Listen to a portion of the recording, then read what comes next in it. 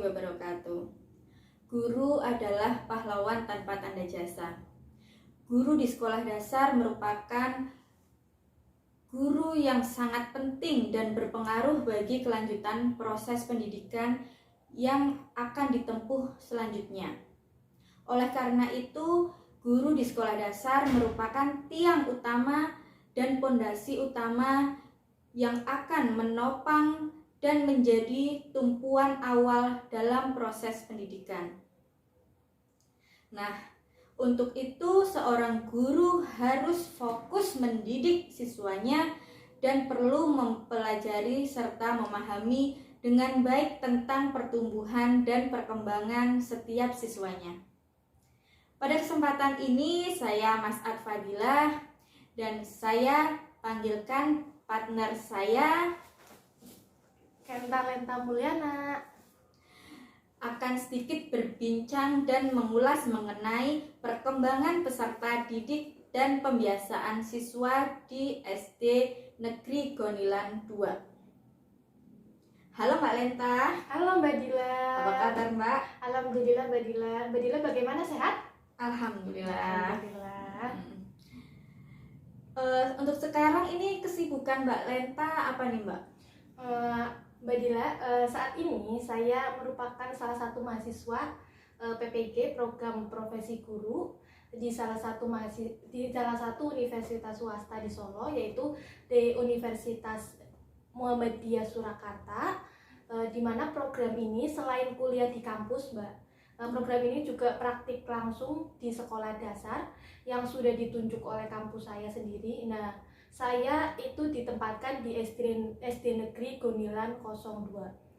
Selain PPL tadi, saya karena kuliah ya Mbak, jadi banyak tugas-tugas, jadi gitu, sekalian mengerjakan tugas-tugas sih, kesibukannya seperti itu. Oke. Setelah melaksanakan PPL nih Mbak Lenta, itu kan di SD Negeri Gonilan 2 ya. Apa sih program pembiasaan yang ada di SD tersebut?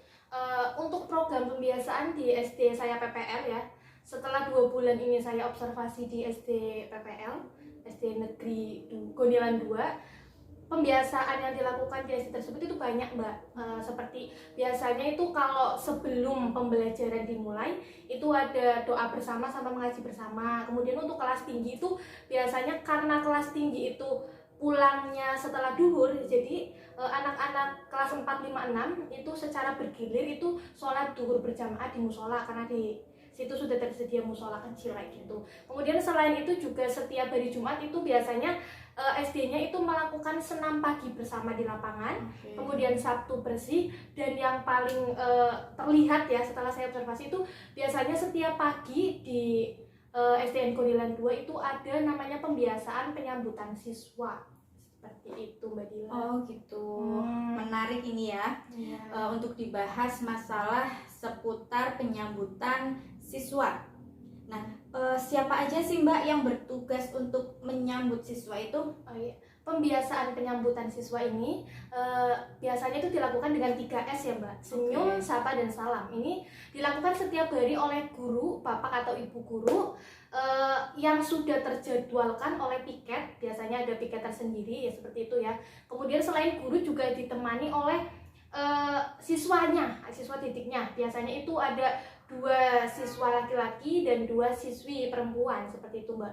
Nah biasanya yang bertugas ini itu siswa-siswinya itu yang berasal dari kelas tinggi ya, kelas 4, 5, dan 6. Biasanya itu mereka dipilih secara bergilir dan bergantian, seperti itu. Oke, berarti udah dijadwal ya siapa-siapanya untuk piket hari-hari itu ya. Sudah terjadwalkan sama gurunya secara bergantian gitu seperti ya. itu.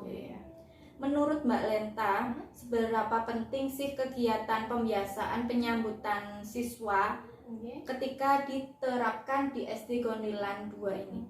Menurut saya ya Mbak, kegiatan pembiasaan ini, apalagi pembiasaan penyambut siswa ini, menurut saya sangat penting sekali dilakukan. Mengapa sih penting? Menurut saya karena kegiatan pembiasaan ini, penyambutan siswa dengan 3S itu kayak yang setiap pagi dilaksanakan ini dapat menumbuhkan dan membangun siswa untuk memiliki karakter yang baik ya. Selain karakter yang baik juga membuat siswa menjadi lebih sopan santun kepada orang yang lebih tua, yaitu gurunya atau kakak kelasnya, seperti itu. Kemudian bisa menghargai sesama gitu. Kemudian juga memberi rasa aman, nyaman ketika berada di sekolah karena disambut dengan baik, seperti itu ya Mbak. Kemudian kan karena setiap pagi disambut dengan baik, otomatis anak-anak yang datang ke sekolah itu mempunyai semangat tersendiri, semangat pagi untuk siswanya. Selain itu juga dapat membuat siswa itu mereka itu segan untuk berangkat terlambat, seperti itu. Itu sih menurut saya, seperti itu. Bagus sekali.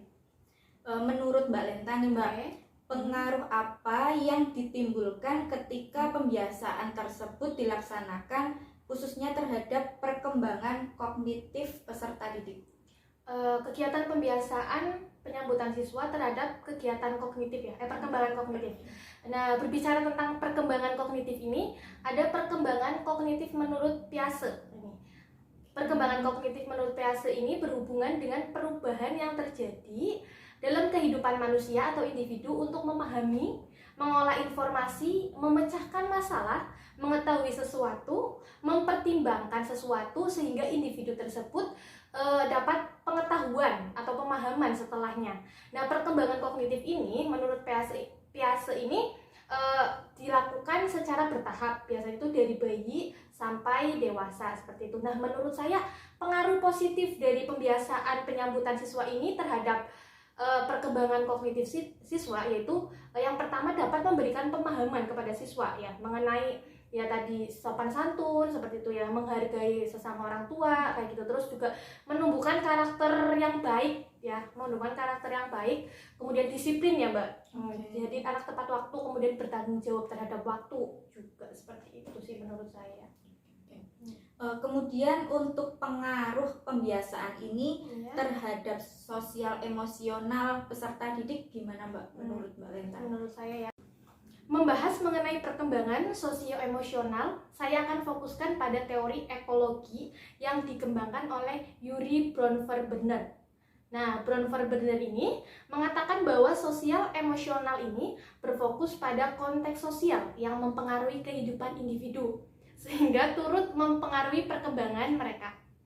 Nah, Bronfenbrenner ini juga mengungkapkan bahwa individu akan dipengaruhi oleh 5 sistem lingkungan yang berasal dari interaksi interpersonal terbuka hingga berpengaruh berbasis luas kepada budaya. Nah, kelima sistemnya ini ada mikrosistem, mesosistem, ya, kemudian ada ekosistem, makrosistem, dan yang terakhir kronosistem. Nah, menurut saya Mbak Dila, ya, hubungan dengan pengaruh pembiasaan penyambutan melalui 3S tadi, senyum, sapa, salam, bagi siswa yang pertama yaitu dapat menumbuhkan interaksi yang baik antar sesama siswa dan guru. Kemudian yang kedua, dapat menumbuhkan rasa aman dan nyaman terhadap seluruh warga sekolah.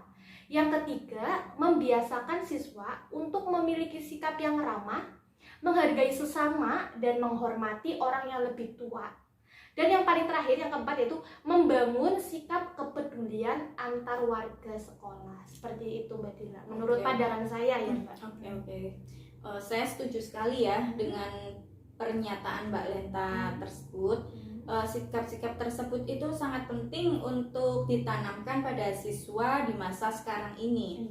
Untuk pertanyaan terakhir nih Mbak, setelah pembiasaan penyambutan siswa dengan 3S ini berjalan, masih adakah siswa yang melanggar peraturan seperti siswa datang terlambat ke sekolah? Selama saya observasi ini ya, selama 2 bulan ini sih masih ada beberapa Mbak, masih ada beberapa siswa yang datang terlambat ya. Namun sih karena menurut saya, namun dengan adanya pembiasaan ini tuh kayak menumbuhkan rasa malu siswa kalau misal datang terlambat. Seperti itu. Oke Mbak Lenta.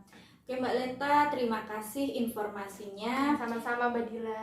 Jadi kesimpulannya adalah kegiatan pembiasaan penyambutan siswa ini sangatlah penting, sangat baik untuk membentuk karakter siswa agar bisa lebih disiplin, bertanggung jawab atas waktu, dan menghargai sesama khususnya terhadap orang yang lebih tua, serta memberikan rasa aman nyaman, dan harmonis antar warga sekolah di SD Gonilan 2.